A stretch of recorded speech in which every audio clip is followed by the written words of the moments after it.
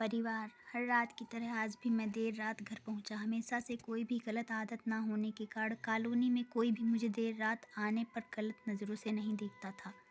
मैं हमेशा इस बात को लेकर गर्व करता था कि लोग अपने बच्चों को मेरी उपलब्धियों का उदाहरण देकर अच्छा पढ़ने लिखने की सलाह देते हैं। खैर, यही सब सोचते हुए मैंने अपनी चाबी से घर का दरवाज़ा खोला। हालांकि मुझे पता था कि जब तक मैं घर नहीं पहुंचता तब तक दीप्ति को नींद नहीं आती थी, पर मैं अपने 5 साल के बेटे चिंटू को नींद से जगाना नहीं चाहता था। दरवाजे की हल्की सी आहट पाकर दीप्ति हमेशा की तरह कमरे से बाहर आई। तब तक मैं मुंह हाथ धोने बाथरूम की तरफ जा चुका था और हमेशा की तरह दीप्ति खाना गर्म करने किचन में चली गई। हर रोज़ ऐसा ही होता था। सुबह घर से निकलने के बाद हमारी मुलाकात रात को खाने के टेबल पर ही होती थी। दीप्ति को इस तरह की जीवन शैली से कोई प्रॉब्लम नहीं थी। एक हाई क्लास सोसाइटी में अपनी साख बनाने के लिए हर किसी को इस हद तक की मेहनत करनी पड़ती है। चिंटू सो गया? खाना खाते हुए मैंने दीप्ति से पूछा। हाँ, काफ़ी देर आपका इंतज़ार कर रहा था, लेकिन फिर इंतज़ार करते करते ही सो गया, दीप्ति ने शिकायत भरे लहजे से कहा। लेकिन हर बार की तरह मैंने मुस्कुराकर बात को टाल दिया। अगली सुबह रात को देर से सोने के कारण हर रोज़ सुबह देर से ही उठता था, लेकिन जब तक मैं उठता था तब तक चिंटू स्कूल चला जाता था। चिंटू की हमेशा शिकायत रहती थी कि मैं उसे कभी बाहर घुमाने नहीं ले जाता और शायद इसी बात को लेकर वो मुझसे नाराज़ भी था। हमेशा की तरह मैंने उठकर दीप्ति को आवाज़ लगाई और बाथरूम में घुस गया। थोड़ी देर में ही दीप्ति नहाने के लिए गर्म पानी ले आई। तुम नहीं होती तो मेरा क्या होता? हमेशा की तरह मैंने पानी की बाल्टी लेते हुए अपना घिसा पिटा डायलॉग मारा और हमेशा की तरह ही दीप्ति मुस्कुराते हुए खाने की तैयारी करने किचन में चली गई। खैर, ऑफिस के लिए तैयार होकर जब मैं डाइनिंग टेबल पर आया तो चिंटू मुंह फुलाए बैठा था। क्या बात है जनाब? क्या बात है जनाब, आज स्कूल नहीं गए? मैंने प्यार से चिंटू के बालों पर हाथ घुमाते हुए बोला।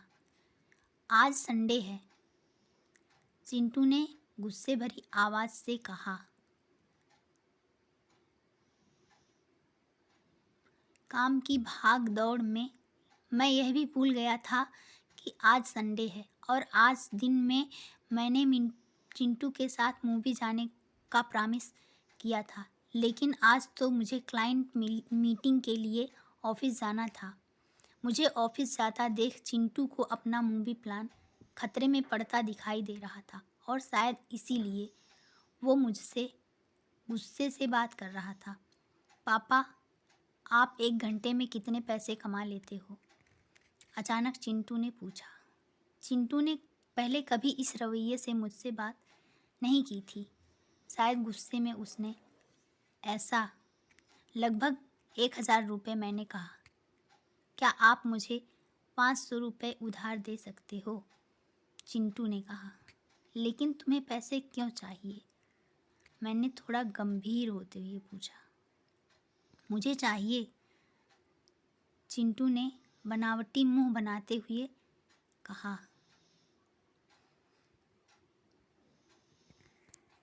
खैर, मैंने चिंटू को 500 रुपये दे दिए। चिंटू उठा और अंदर से अपनी गुल्लक ले आया। चिंटू ने अपनी गुल्लक से 500 रुपये निकाल कर 1000 रुपये मेरे हाथ में रखते हुए कहा। क्या आप कल मुझे आपका 1 घंटा दे सकते हैं? मुझे आपके साथ बैठकर खाना खाना है। बहुत बिगाड़ रखा है तुम्हारी मम्मी ने तुम्हें। चिंटू की इस हरकत पर मैंने गुस्से से चिंटू को एक थप्पड़ लगाते हुए कहा। आज ऑफिस जाते हुए मेरे मन में बस यही सोच रहा था कि इस भाग दौड़ भरी ज़िंदगी में क्या सब कुछ खरीदा जा सकता है? हालांकि मैं भी तो चिंटू को यही सिखा रहा था।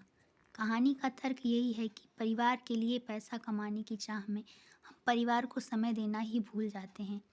ज़िंदगी में सबके बीच में तालमेल बिठाकर चलना ही समझदारी है। दोस्तों, कहानी अच्छी लगी हो तो चैनल को सब्सक्राइब करें, लाइक शेयर एंड कमेंट करें।